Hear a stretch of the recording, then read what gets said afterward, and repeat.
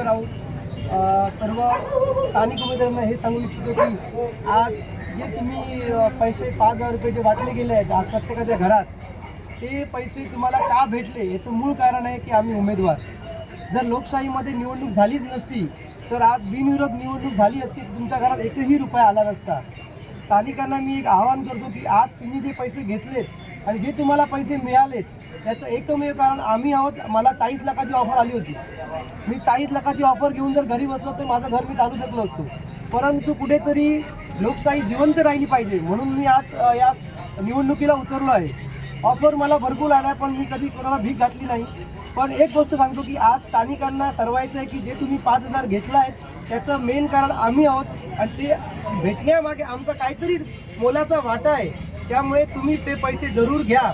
पण जर तुम्हाला त्या पैशाने जर आम्हाला परिवर्तन म्हणून तुम्हाला काय पाहिजे असेल किंवा त्या पैशाची परतफेड पाहिजे असेल 5,000ची तर तुम्ही स्थानिकालाच मला आणि रुपेशला आणि मॅडमना जाधव मॅडमना मतदान केलं पाहिजे. एवढी मी सगळ्या स्थानिकांना विनंती करतो की तुम्ही तुमचे पैसे जे भेटले याचं एक कारण तुम्ही फक्त आणि फक्त आम्ही उमेदवार आहोत हे तुम्ही लक्षात घ्या.